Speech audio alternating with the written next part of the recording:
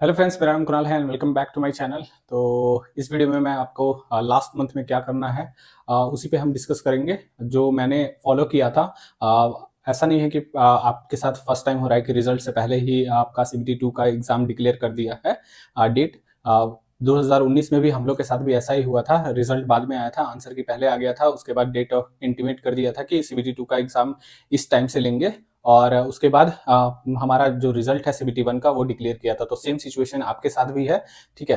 तो मैंने क्या फॉलो किया था जब से मतलब एग्जाम डेट डिक्लेयर हो गया था, तो क्या क्या फॉलो किया था वो मैं इस वीडियो में डिस्कस करूंगा। तो जो जिनका मतलब 50% to 60% सिलेबस कंप्लीट है, वो लोग के लिए ये वीडियो है। अगर आप एकदम न्यू हैं तो लास्ट मंथ में कुछ भी नहीं हो सकता। एकदम 100% श्योर बोल रहा हूँ कि मतलब अगर पहले से पढ़ा है, टेक्निकल से एकदम स्ट्रांग है, थोड़ा जुड़े हुए हैं, तब जाके एक आध महीने में कुछ कर पाओगे। अदरवाइज अगर टेक्निकल बहुत दिन से छोड़ा हुआ है तो आप एक मंथ में कुछ नहीं कर पाओगे। 1 मंथ स्ट्रैटेजी बता दो, 2 मंथ स्ट्रैटेजी बता दो, उससे कोई भी आपका नहीं निकलवा सकता, क्योंकि कंपटीशन बहुत ज्यादा है। जो पहले से पढ़ चुके हैं उनको इस वीडियो में पता चलेगा कि अभी 1 मंथ आपके पास है तो क्या करना चाहिए आपको, ठीक है। तो जो पहली बार मेरे वीडियो को देख रहे हैं, चैनल को सब्सक्राइब कर ले, वीडियो को लाइक कर दे और दोस्तों के साथ शेयर कर दे, ठीक है। तो चलो बताता हूँ कि सबसे पहले तो आपको तो आपने जहां भी स्पेस बनाया हुआ है पढ़ने का, तो आप एकदम लॉक्ड हो जाओ।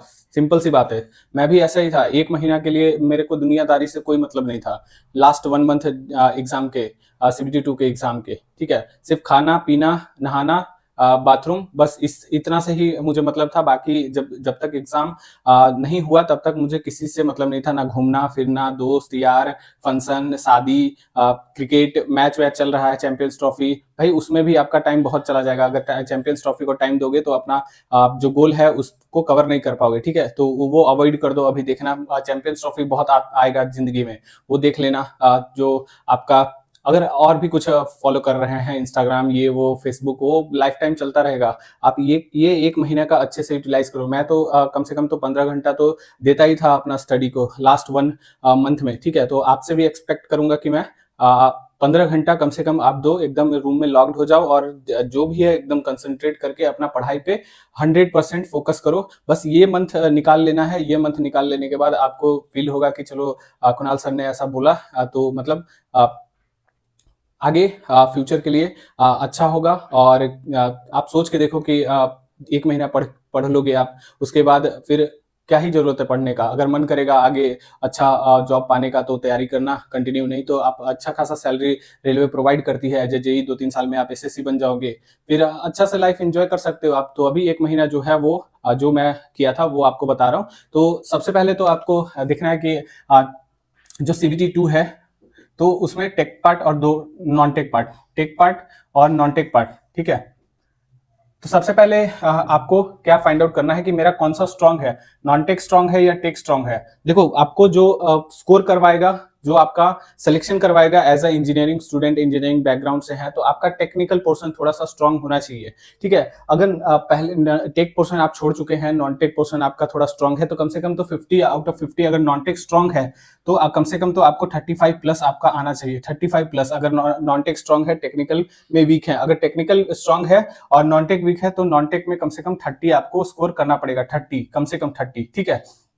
और यहाँ पे आपको टेक्निकल जो है वो 100 का है। 100 में से कम तो आपको टारगेट लेकर चलना चाहिए। अगर सिविल वाले हैं तो 65 और मैकेनिकल वाले हैं तो 75 के आसपास आपको टारगेट अपना लेके चलना चाहिए। ये मैं मिनिमम आपको टारगेट बता रहा हूँ। अगर इतना भी लेके आते हैं मिनिमम, तो आपका सिलेक्शन कोई भी नहीं रोक सकता है, ठीक है। तो आपको क्या करना है, सबसे पहले तो आपको टेक्निकल पोर्शन जो है, जो भी है आपका, वो देख लेना है कितना कंप्लीट किया है सिलेबस को।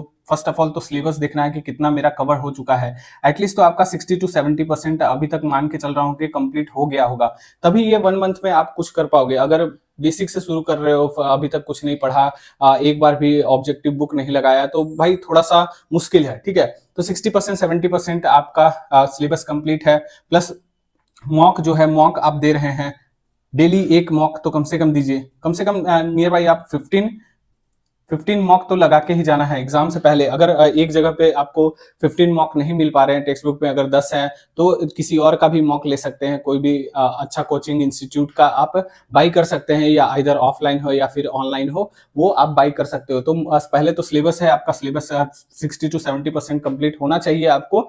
प्लस मॉक के साथ फिर पीवाईक्यू 100% करना है। जो भी आपका 2019 में क्वेश्चंस अराइज हुए हैं प्लस 2015 में आपका ट्रेड से जो क्वेश्चंस थे, आपके ट्रेड से, बस मैकेनिकल है तो मैकेनिकल, इलेक्ट्रिकल है तो इलेक्ट्रिकल, सिविल है तो सिविल, तो पीवाईक्यू पे ज्यादा से ज्यादा एकदम ध्यान देना है। जो भी आप टॉपिक कर रहे हैं उस पे 100% आपका कमांड होना चाहिए। मान लेते हैं कि 60-70% मेरा सिलेबस कंप्लीट है, तो इसका मतलब है कि 60-70% का मतलब है कि इस सेक्शन से कोई भी क्वेश्चन आएगा तो मैं 100% श्योर हूं कि मेरा करेक्ट होगा। ठीक है, तो इतना मान के चलते हैं कि आप कर लिए होंगे पहले से। ठीक है, तो अभी क्या करना है, अभी क्या टाइम टेबल आपको मेंटेन करके चलना है। टाइम टेबल जैसे मैंने फॉलो किया था कि कहीं भी नहीं जाना है, बस आपको अपना गोल के तरफ फोकस करना है। ठीक है, और आपको मिनिमम तो 15 आवर्स तो कम से कम 12 से 14 घंटे तो कम से कम आपको स्टडी को देना है, 14 आवर्स। ठीक है, तो सबसे पहले तो आपको टेक्निकल को कम से कम टेक्निकल देखो सबको ही बताएगा कि रिवीजन करना, रिवीजन करना, रिवीजन करना। ठीक है, जो भी आपने पढ़ा है 60 से 70%, 80% जो भी पढ़ा है, तो आपको सबसे पहले उसका रिवीजन करना है, जो भी आपने पढ़ा है। ठीक है, आपने जो भी पढ़ा है थ्योरी का रिवीजन, थ्योरी रिवीजन। ठीक है, तो ये कितना टाइम देना है आपको, कम से कम 2 घंटा डेली, 2 आवर्स आपको डेली थ्योरी का रिवीजन करना है। थ्योरी पोर्शन का जो भी आपने पढ़ा है थ्योरी का रिवीजन करना है, प्लस 1 आवर आपको कौन सा देना है, जो टॉपिक्स आपने कंप्लीट नहीं किया है। जो टॉपिक कंप्लीट नहीं किया है उसको छोड़ना नहीं है, नेग्लेक्ट करके नहीं जाना है, उससे भी इजी क्वेश्चन बन जाते हैं आपके। तो वो भी चैप्टर एक बार तो टच करके जाना है आपको, ऐसा नहीं लीव इट एकदम बिंदास छोड़ के नहीं जाना है आपको। कम से कम 1 घंटा दो, 30 दिन में 30 टॉपिक तो कवर कर पाओगे, 30 टॉपिक तो कवर कर पाओगे चैप्टर्स के। 30 दिन में अगर एक टॉपिक हर एक दिन करोगे तो 30 टॉपिक कवर कर पाओगे। ठीक है, तो 2 घंटा आपको जो प्रीवियस आपने पढ़ा है उसको रिवीजन करने में दो, 1 घंटा आप कम से कम उसका जो नहीं पढ़ा है उसको आप फिर से पढ़ने के लिए दो, 1 घंटा। ठीक है, और जो कंप्लीट कर चुके हैं तो वो सिर्फ रिवीजन को अपना टाइम देंगे, सिर्फ रिवीजन करेंगे। ठीक है, 3 आवर हो गया, और 2 घंटा कम से कम आप ऑब्जेक्टिव सॉल्व करो।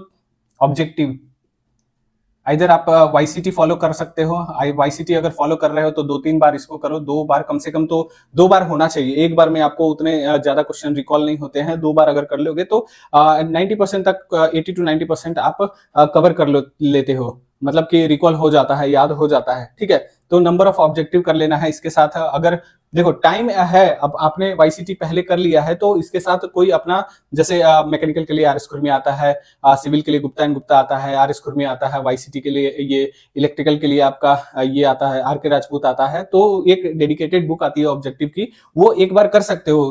मतलब बिग डील नहीं है कि आप नहीं कर सकते हो, एक बार आप वो भी कर सकते हो। ये 1 टाइम डेली एक चैप्टर का ही करके जाओ, डेली एक चैप्टर। आपका मोस्टली 10 चैप्टर हैं, तो 10 चैप्टर को 2-2 दिन में डिवाइड कर दो, 2 डेज में, कि एक जो चैप्टर है मैं 2 दिन में कवर करूंगा। मान लेते हैं एक चैप्टर में 200 से 300 क्वेश्चन होंगे, 200 से 300 क्वेश्चन, इससे ज्यादा क्वेश्चन नहीं होते हैं। ठीक है, 200 से 300 क्वेश्चन आपको एक दिन में भी कर सकता है, करने वाला अगर अच्छा से पढ़ाई करे तो वो 200 से 300 क्वेश्चन वो एक दिन में भी कर सकता है। तो मैं मान के चलता हूं कि आपको टेक्निकल प्लस नॉन टेक्निकल जो है वो कम से कम तो ये 300 प्लस आपको ये 150 के आसपास, 150 से 200, मतलब डेली आपको जो आपका टाइम मिनिमम बचा हुआ है, मान लेते हैं कि अभी से 30 दिन भी नहीं है, मान के चलते हैं 30 दिन, तो कम से कम आपको 500 क्वेश्चंस डेली लगाना है। 500 क्वेश्चंस डेली लगाने में कितना आवर आपको जाएगा, कम से कम ऑब्जेक्टिव लगा रहे हो, 1 लाइनर लगा रहे हो, तो आपको 500 मतलब कि 150 क्वेश्चन अटेम्प्ट करने के लिए आपको 2 घंटा दिया जाता है। ठीक है, 2 घंटा दिया जाता है, तो यहाँ पे मान लेते हैं कि 4 घंटा में 4 आवर्स में आप ऑब्जेक्टिव लगा लो। ठीक है, प्लस 2 घंटा आप रिवीजन का दे दिए, 2 घंटा प्लस 1 घंटा जो टॉपिक नहीं कवर किया है उसको दे दिया, मतलब 4-3-7 आवर्स आपको टेक्निकल पोर्शन को देना है। टेक्निकल पोर्शन, और इसमें क्या कवर हो जाएगा आपका, 200 नॉन टेक वाला भी कवर हो जाएगा, 200 नॉन टेक वाला भी कवर हो जाएगा। तो 7 आवर मेरा यहां से निकल गया। ठीक है, और मेरे पास 7 घंटा, मान लेते हैं 6 ही घंटा और बचा मेरे पास, 6 आवर्स और बचा, तो उसको कैसे यूटिलाइज करना है तो वो मैं आपको बताता हूं। ठीक है,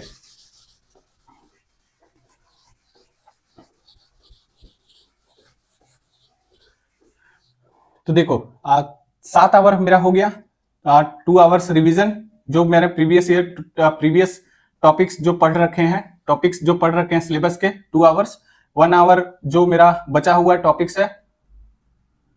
ठीक है, रेस्ट जो बचा हुआ टॉपिक्स है उसको 1 घंटा, और 4 घंटा मैं दे देता हूं आपको, टोटल 500 डेली ऑब्जेक्टिव। ये टारगेट रखो आप, ये टारगेट रहना चाहिए आपका, डेली टारगेट,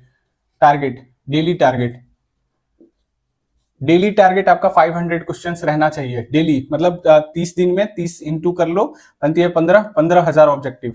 ठीक है, 15,000 ऑब्जेक्टिव का टारगेट लेके चलो, क्यों ना रिपीटेड ही हो, आपको 15,000 ऑब्जेक्टिव का टारगेट लेके चलना है कि मैं 30 दिन में 500, अरे 400 ही कर दो, इसको 400 ही कर दो, ठीक है, तभी भी 12,000 ऑब्जेक्टिव आप करके जाओगे। तो इतना तो मिनिमम आपको करना ही पड़ेगा। ठीक है, जैसे मैंने किया था, एक आध दो बार मेरा रिवीजन हो गया था सबका, फिर मैंने जो भी था स्टार्टिंग से पूरा फिर से किया था। ठीक है, डेली 200-300 टेक्निकल का क्वेश्चन करता था, प्लस डेली नॉन टेक का भी 200 क्वेश्चन लगा के मैं जाता था। ठीक है, तो मेरा टारगेट था कि 500 मिनिमम, तो 500 मैं क्वेश्चन अटेम्प्ट करूं ही करूं डेली। ठीक है, 500 क्वेश्चन करने में 5 आवर क्वेश्चन क्या वन लाइनर होते हैं, 5 आवर, 4 घंटा को 5 घंटा कर दो, तो मेरा 5 घंटा मान लेते हैं इसको, 5 3 8 घंटा, 8 आवर आप इसको दे दो। ठीक है, ऑब्जेक्टिव सॉल्व करना, प्लस जो टेक पोर्शन है, टेक पोर्शन का रिवीजन, प्लस जो नहीं पढ़ा है उसको एक बार करके जाना है आपको, थ्योरी एक बार उसको पढ़ के जाना है, नेग्लेक्ट बिल्कुल नहीं करना है। आप नेग्लेक्ट करोगे तो इजी क्वेश्चन टॉपिक से आते हैं, एकदम आप छोड़ के जाओगे। ठीक है, इसलिए मैं बोल रहा हूं कि कम से कम एक बार वो टॉपिक पढ़ के जाओ, ऐसे ही रीडिंग लगा के जाओ। ठीक है, रीडिंग लगाना बहुत इंपॉर्टेंट है, बहुत ज्यादा। ठीक है, अभी 8 घंटे हो गए, मान लेते हैं मैं और 4 से 5 घंटे और पढ़ूंगा, मतलब मेरा टारगेट होना चाहिए कि 12 to 14 आवर मैं डेली दूं, 12 to 14 आवर। तो इसको कैसे यूटिलाइज करना है, तो कंप्यूटर हो गया आपका, कंप्यूटर हो गया, इन्वायरमेंट हो गया, ठीक है, आपका फिजिक्स एंड केमिस्ट्री हो गया।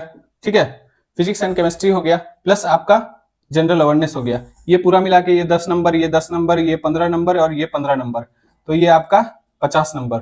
ठीक है, तो इसमें तो ऑब्जेक्टिव तो मैं ऑलरेडी कर ही रहा हूं, लेकिन कुछ बच्चों का ऐसा है कि थ्योरी भी कंप्लीट नहीं है इस ये सब का। फिजिक्स का तो मान लेता हूं, फिजिक्स केमिस्ट्री आपने CBT 1 दिया है तो ये कंप्लीट होगा आपका। तभी भी आपको अगर डाउट है तो कम से कम 12 प्लस अगर आ रहा है तब आपका फिजिक्स केमिस्ट्री बहुत अच्छा है। ठीक है, अगर नहीं आ रहा है तो आपको रिविजन का जरूरत है, और रिविजन छोड़ना नहीं, इसको भी कम से कम तो आधा घंटा, half an hour physics and chemistry को डेली दो रिवीजन के लिए। कंप्यूटर को कम से कम 1 आवर डेली दो, 1 आवर डेली दो। ठीक है, ऑब्जेक्टिव तो यहाँ कर ही ले रहे हो, थ्योरी पोर्शन के लिए 1 आवर दो, इन्वायरमेंट को 1 आवर दो। ठीक है, और ये करंट अफेयर, जनरल अवेयरनेस के लिए करंट अफेयर्स के लिए। ठीक है, और आपका हिस्ट्री हो गया, ज्योग्राफी हो गया, पॉलिटी हो गया। ठीक है, इसमें आप कम से कम 1 आवर डेली दो, एक एक टॉपिक पकड़ो, कभी हिस्ट्री का पढ़ लो, कभी ज्योग्राफी का पढ़ लो, कभी पॉलिटी का पढ़ लो, कभी करंट अफेयर पढ़ लो, 1 आवर। मतलब यहाँ से आपके हो गए 1 घंटा, 2 घंटा, 3 घंटा, 3.5 घंटा यहाँ पे, मतलब कि आपको 8 और 4 12 घंटा, 12 आवर्स का ये प्लान है। अगर ये कोई फॉलो करता है इतना जो मैंने बताया, और 500 डेली अभी से ऑब्जेक्टिव लगा रहा है, तो उसका मतलब कोई भी नहीं रोक सकता है कि मतलब आपका श्योर हो रही है कि हमेशा आपका पॉजिटिव ही होगा रिजल्ट। ठीक है, अगर इतना कोई फॉलो कर रहा है, अगर टाइम पास करोगे तो फिर तो नहीं होने वाला है। ठीक है, तो टाइम पास नहीं करना है। अभी जितना भी टाइम आपके पास है, 2-4 दिन गैप मिलेगा ALP और JEE में, तो आप अच्छे से अपने टाइम मैनेजमेंट बना के, टाइम टेबल बना के, अपने अकॉर्डिंग, मेरे अकॉर्डिंग नहीं, अपने अकॉर्डिंग टाइम टेबल बना के और चीजों को रिवाइज करो, जितना ज्यादा से ज्यादा हो सके रिवाइज करना है। और रिवाइज करने का एक और तरीका है आपका ऑब्जेक्टिव क्वेश्चंस। जितने ज्यादा ऑब्जेक्टिव क्वेश्चंस लगाओगे उतना ज्यादा आपका टॉपिक रिवीजन होगा, टॉपिक का रिवीजन होगा। ठीक है, तो ऑब्जेक्टिव क्वेश्चन भी एक आपका वे है रिवीजन करने का, प्लस आपका जो भी आपने सिलेबस कंप्लीट किया है, पढ़ा है पहले से, उसको रिवाइज करो। रिवीजन करने का मतलब नहीं लेके बैठ गए और पूरा दिन रिवीजन ही कर रहे हैं, नहीं भाई, पार्ट बाय पार्ट डिवाइड करो कि आज मुझे रिवीजन इतना टॉपिक करना है बस, उसके बाद मैं सीधा ऑब्जेक्टिव सॉल्व करूंगा हर एक टॉपिक का। ठीक है, वैसा रिवीजन करना है। और जो टॉपिक आपने नहीं कवर किया है, अभी टाइम है, 1 महीना है, कम से कम तो पर डे एक टॉपिक भी कवर करो अच्छे से। कम से कम रीडिंग लगाओ, उससे रिलेटेड ऑब्जेक्टिव्स थोड़े बहुत लगा के जाओ, क्योंकि एग्जाम में जो क्वेश्चंस हैं डायरेक्ट कभी कभी टॉपिक से ही आ जाते हैं, एकदम इजी क्वेश्चन आ जाते हैं। ठीक है। तो वो अगर अटेम्प्ट नहीं कर पाओगे तो बाहर निकल के आओगे ना जब एग्जाम से बाहर, अरे ये तो स्टार्टिंग में ही पढ़ना था, ये इस टॉपिक का तो स्टार्टिंग पॉइंट ही था, ऐसे फील होगा कि मैं क्यों नहीं इसको पढ़ के गया, ये तो बहुत इजी क्वेश्चन था। तो उस टाइम याद करोगे कि नहीं, हाँ बोला था कि मतलब एक बार टच करके जाना, कम से कम टॉपिक कोई भी छोड़ना नहीं है, मोस्ट इंपॉर्टेंट है। जो भी सिलेबस प्रोवाइड किया है आरआरबी ने, सारा का सारा टॉपिक इंपॉर्टेंट है, कहीं से भी क्वेश्चंस आपके आ सकते हैं। तो एक बार आप अगर नहीं कवर हो रहा है, 70 से 80% कवर किया है, कोई बात नहीं, एक बार कम से कम आप वो टॉपिक को कवर करके जाओगे, ठीक है। नेक्स्ट क्या है आपका, नेक्स्ट आपका वाइटल रोल प्ले करता है आपके लास्ट 1 मंथ में आपका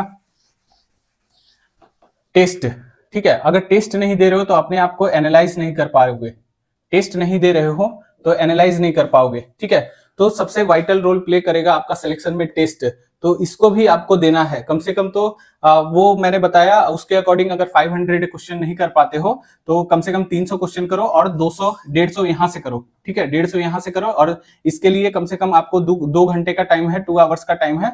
तो 100 मिनट्स में आपका कंप्लीट होना चाहिए टेस्ट, 100 मिनट्स में अभी, ठीक है। 100 मिनट से ज्यादा आपको नहीं लगना चाहिए, ठीक है। ये भी ज्यादा है, 90 मिनट्स में आपको 150 क्वेश्चन अटेम्प्ट कर लेना चाहिए, ठीक है।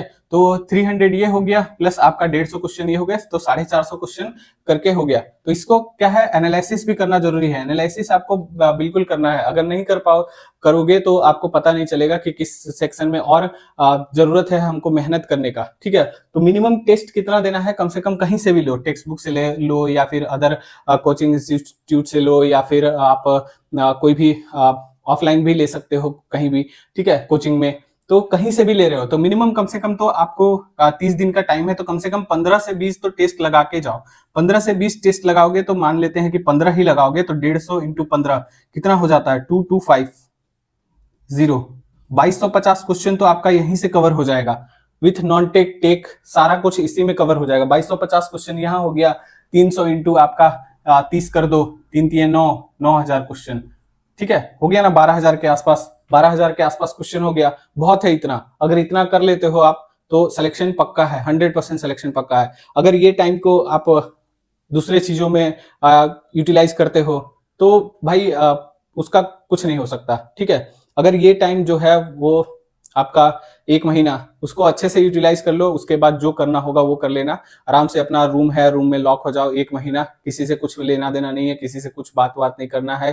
फ्रेंड्स सब आपको 20 मार्च के बाद मिलना चाहिए, ठीक है, फ्रेंड्स से, ठीक है। बाकी आपको अगर कुछ डाउट है तो कमेंट सेक्शन में कमेंट कर सकते हैं, और टेस्ट अपना जो भी दे रहे हैं बिल्कुल दीजिए, उसका एनालिसिस कीजिए। और हाँ, एक्यूरेसी आपको मेंटेन करके चलना पड़ेगा। एक्यूरेसी कम से कम आपको 85% से ऊपर का एक्यूरेसी लेके चलना पड़ेगा, ठीक है, तभी जाके आपका सिलेक्शन होगा। ये नहीं कि मैं 150 क्वेश्चन कर दिया, 150 क्वेश्चन का है पेपर का, 140 कर दिया और मेरा 40 रॉन्ग है, तो इसमें सिलेक्शन होगा? नहीं होगा, बिल्कुल नहीं होगा, ठीक है। तो 140 कर रहे हो क्वेश्चन तो कम से कम आपका टॉलरेबल है, लिमिट है 25 तक होगा। अगर 140 अटेम्प्ट कर रहे हो क्वेश्चन, ठीक है, तो आपका 25 तक चल जाएगा, कोई दिक्कत नहीं है। 25 तक भी गलत करोगे तो आपका स्कोर अच्छा आएगा और सिलेक्शन 100% हो जाएगा। बट इसको अगर 25 को इंक्रीज करके 30+, 35+ कर दोगे तो आपको दिक्कत हो जाएगा, सिलेक्शन पे भी डाउट हो जाएगा, ठीक है। तो अटेम्प्ट उतना ही करो जितना आपको आता है। थोड़े बहुत होते हैं, मतलब कि लगता है कि हाँ ये क्वेश्चन सही होना चाहिए, मतलब एलिमिनेशन मेथड से, बट हर एक क्वेश्चन को एलिमिनेशन मेथड से अटेम्प्ट करने लगे तो वो आपको नेगेटिव की तरफ ले जाएगा, ठीक है। तो नेगेटिव कम ले, क्योंकि 1/3 बहुत होता है नेगेटिव, 1/3 नेगेटिव बहुत होता है, ठीक है। तो इसको अवॉइड करें जितना ज्यादा से ज्यादा हो सके। जो आपका अटेम्प्ट होना चाहिए क्वेश्चन 135+ आपका अटेम्प्ट होना चाहिए, ठीक है। और आपका एक्यूरेसी मतलब 20 नेगेटिव चलेगा। 20 अगर क्वेश्चन गलत होते हैं, मैं मान के चलता हूं इतना तो सबका होता ही है, तो 135 अगर क्वेश्चन अटेम्प्ट कर रहे हैं तो 20 आपका टॉलरेबल है, लिमिट में है ये, ठीक है। 135 अगर क्वेश्चन अटेम्प्ट कर रहे हैं, 20 रॉन्ग ही हो गया तो 115 नंबर तो आए। 115 में ये 36 18 6 नंबर माइनस कर लो तो 107 8 9 हो गए, ठीक है। 109 बहुत है यार, 135 है, इसको थोड़ा सा भी और भी कर सकते हो, एक आध दो और ले जा सकते हो, ठीक है। तो आपको यही चीज बता रहा हूं कि आपको एक्यूरेसी मेंटेन करके रखना है, जितना कम आप अटेम्प्ट क्वेश्चन गलत करोगे उतना आपके लिए फायदा होगा। ठीक है, तो क्वेश्चन जो है वो गलत कम अटेम्प्ट करना है आपको। ठीक है, तो चलिए, अगर वीडियो अच्छा लगा हो तो लाइक शेयर एंड सब्सक्राइब कर दे वीडियो को। मिलते हैं नेक्स्ट वीडियो में, तब तक के लिए जय हिंद जय भारत, थैंक यू।